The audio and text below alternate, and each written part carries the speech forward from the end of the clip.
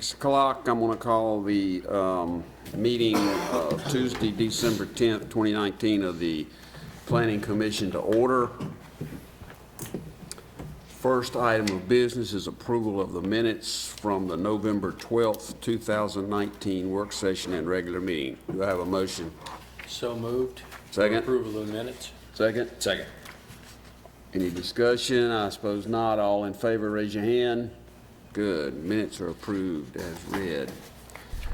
No old business on the agenda. New business, we have item A, application number 20-20007, annexation request on 211 Stone Drive.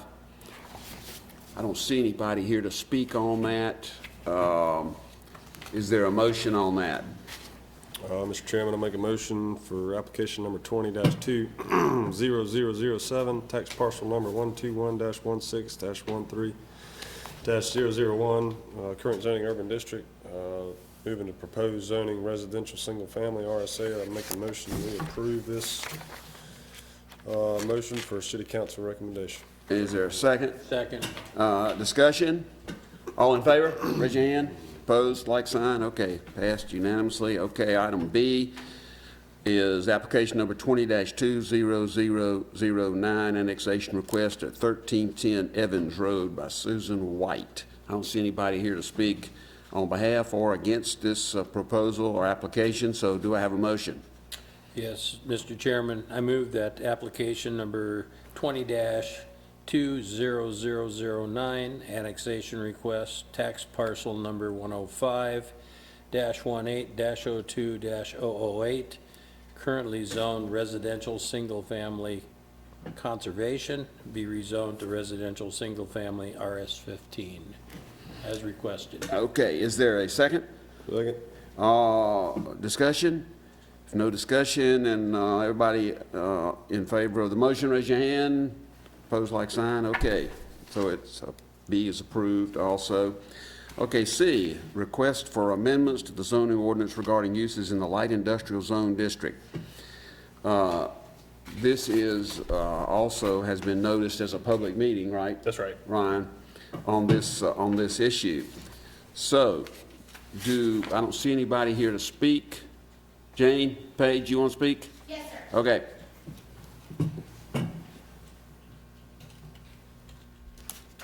Jane Page Thompson, 240 Knox Avenue.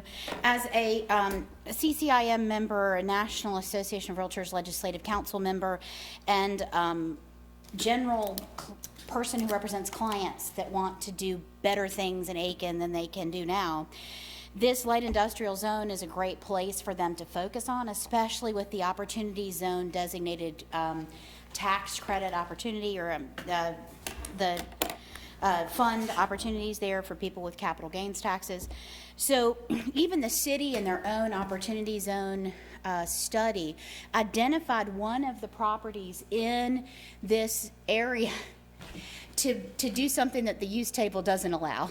So it just made sense to take the use table and at least look at what's already in the light industrial zone and at least reflect what's there, so that as realtors sell property in the light industrial zone and it's got one use, they sell it, and lo and behold, the use that was there long before the light industrial zoning was put in place, and guess what? It's not permitted anymore. You now can't do that as the new owner. So let's make what's obviously there okay to be there. That's step one. And then step two was to take the information we gathered through the Ideas Collaborative that the Board of Realtors hosted on October the 19th in conjunction with the City of Aiken, and take the ideas that kept coming out of that and focus on where young entrepreneurs, young people with families, whom we are trying to recruit heavily to our community, want to put their business and want to put their investment. It may not be a capital gain investment in the opportunity zone, but it still might be a light industrial type investment in the Aiken expanded downtown footprint. So as we look at what this light industrial zone can be, we wanted to look at how it can serve its purpose better. Now, in the examples that we've had of what mixed use possibilities there could be, you have somebody this great group of girls who they take old textiles, they create clothing out of them. Sam Erb is a big proponent of these people. They're out of Asheville, North Carolina. With all of our textile industry in the Graniteville area, they have found old sewing machines, old commercial reams of fabric. They would love to have a place in Aiken where they could assemble their really cool industrial handbags and aprons and accessories, but they would also want to be able to have a retail store in the same footprint as where they create their products. A lot like Brave Friend Apparel out on Whiskey Road. He's a screen printer, but he also sells in the front of his store, but he creates his screen printing in the back of his store.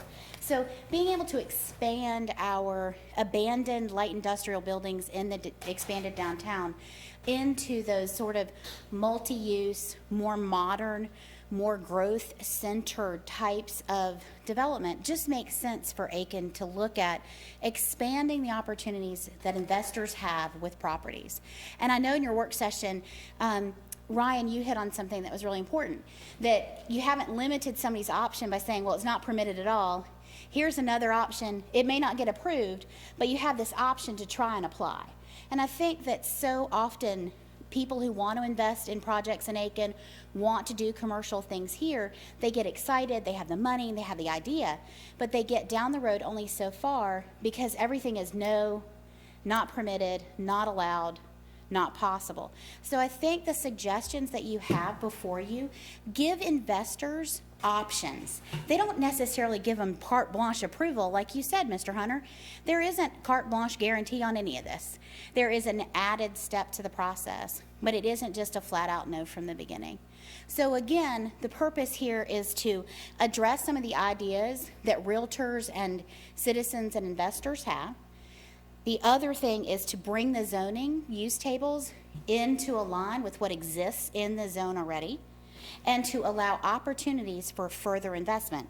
But most importantly, what you're about to do tonight will increase the future value of every single parcel in this light industrial zone because it gives them options they haven't had before, which means you've expanded their marketability and you've expanded their ability for use. Thank you. Okay. Any questions? Anybody got any questions? What about, we kicked around a little bit the issue of the hotels. What do you think about that specifically if we were to change that? You know, I think it's... Ryan will actually look at my original notes. I had a P next to hotel. And after your last work session, I actually went back and drove through the entire light industrial again, both the one at the Railroad X at York and then the one along Richland going east towards Beaufort. And I realized that maybe hotels shouldn't be just permitted by right. They should be special exception. There needs to be a parking plan, a landscaping plan. They need to have an aesthetic that represents the area and the character of Aiken. But I definitely feel like with the popularity of Highfields, with the apartment complex that's going to be built across from the industrial park, with all of those things that are happening in that part of town, I feel like a hotel, a convenience store, a bar, those things might happen either on the corner of Beaufort and Richland on the west side or on the east side. But I think the potential of it happening on the west side is great as well. And so we need to look at how that impacts this whole area. So if you come from, you see that light industrial behind the 2GB at Orangeburg. And Richland. You look at Orangeburg light industrial, and then you look at this area light industrial. Those two places are prime for a hotel if it's built and designed in the proper way that's in keeping with the Aiken aesthetic. But it should go through all of the approval processes and not just be permitted by right. Plus the fact I see Airbnbs becoming a popular thing more and more. We want to do something now in our zoning. Ryan's going to get very tired of me in the next year. To ensure that Airbnb and rental is something that's allowed wherever we have housing, regardless of the use table it falls within. So. You mean even in a just purely residential zone? Well, we already have people that rent in residential areas. Sure. Yeah. So, That's, Yeah. I don't know, but that's another topic. it's another topic. Another topic. But we do see, like downtown, people who live on the second floor living above like True Value. Well, that's general business, but there is residential happening upstairs. Correct. Correct. What else? I don't have any questions. Anybody? No, you answered my question, Jane Page, thank you. Okay. All right. Perfect. Thank you. Thank you. Anybody else? Okay, motion on this issue. Mr. Chair, I'll make a motion, Sir. and I gotta bear with me on this. I do want to ask Ryan a question, so I'll pause at some point to ask that question. Or is it, do you want me to proceed with the question? Go ahead. If just make the motion and Okay. then we'll clarify it. I make the motion that we recommend of approval of the amendments and some proposed changes. And based on what we received, that the convenience store be changed from permitted to special exception. Okay, that's the specific change. That's one For the specific uses, change. yep. Okay. And that is the currently only one I have, but I do have two additional questions in regards to the use piece of this. Okay. But everything else I'm good with as it's presented. Okay. Do we have a second? I'll second it. All right. Now we can discuss it. What do you think? Any questions, comments? The question I have is in regards to the department or discount store. Discount store is considered Dollar General. Correct. Okay. And then the other one is a little more clarity on the retail sales and services. And the reason I ask that is I think that I want to make sure that that was changed to special exception as well. I'm not really worried about that one in so much, but the discount store, I do want to have special exception. So, There's a retail sales service area with one, 2, 3, 4, 5, 6. And then there's another little block down there, just says retail sales and. You see that, Ryan? So- I'm assuming that's retail sales and service. let me. Where are so- you at, Jack? All right, I'm on, these pages are not numbered, but if you start at the very first, page, and that is page 1, and then 2 is the back of the first page, 3 is the next page, and 4 is the back of that page, page 5. Okay, I'm with you. So there, so under retail sales and service, we list a number of things specifically in the zoning ordinance, and we list some things, and then anything that doesn't get listed specifically but is still retail sales and service gets thrown into this category, other retail sales and service. So the ones that are listed, now not all of these are permitted, but those are listed include banks with drive-throughs, banks without drive-throughs, convenience stores, coffee shops, crematoriums, discount stores, department stores, large retail. Those are all in one category. Okay, that's what I thought. So those are all in a single category, and the proposal is for them to go from not permitted to permitted. Correct. So it's not a special exception, it would just go from being not allowed to being allowed.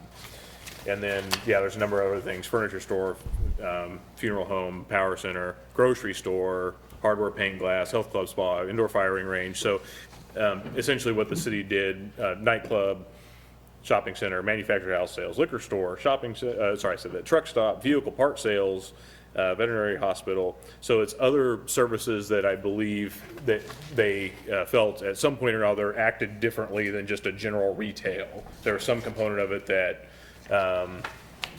is worth special consideration. And so most things fall under that other retail sales and service, but there's a number of things that are in our use table was called out specifically. And to go back again, department discount stores, which include Dollar General, Family Dollar, those sorts of folks, are under the category department or discount store, large retail project, superstore. So anything all the way, so that would include everything from a dollar store up to a Walmart supercenter. That's what I was thinking. Yeah. Okay, so that would also, I would recommend that that's changed too. All right, so you want to amend your motion to remove that from permitted to special exception? That's correct. Okay. So that would be a special exception on the convenience store, Just that block, department or discount store, large retail project superstore. Correct. You would request that go to special exception or move? That's right. Okay. Is there a second to that? I'll second that. All right. So, we have the motion, and we have the amended motion. Can I ask a question? Now, we're in discussion. Okay. The motion, so will it now, is it becoming an option of the new planned mixed use? Is that the motion that we're making here? Right, so essentially it creates a, yes, this would also, Creates as that- moved, it creates that a, option creates a small. with these uses based on the changes that Jason just mentioned. That's right. I understand that. I confirm that that is my motion. Okay. All right, any further discussion then on that motion? They're really accepting it as it is written, except for the issue of the hotel and which. The hotel was changed. The hotel's changed, that's what the changes are, the hotel, No. no change in the hotel. Changes on the convenience store from permitted to special exception, and from the department or discount store, large retail superstore, power center being permitted to now special exception. Okay. Okay. All in favor of the motion as amended? Opposed, like sign. Okay. So, it is adopted. Is clear enough, Ryan? Yes. Okay, item D, 3D, amendment to the traffic management ordinance. We're talking about bringing the current city traffic management ordinance theoretically or hopefully more in line with the state DOT traffic management ordinance. Is there a motion on that? I'll move that we approve this. Okay. Second. Forward. I'll second it. Second. All right, discussion. We don't want to give Jennifer an opportunity to speak again? Well, if we need it. That's all she wanted to. I believe, yeah, procedurally, she's still available during your question and answer. Correct. portion. We're in the question and answer period. Anybody got any questions? I do not. Okay, we have a motion, a second. Everybody in favor of the motion, raise your hand. Opposed? Okay, approved. Motion to adjourn. Motion to adjourn. Second. Second. All in favor, stand up. All right.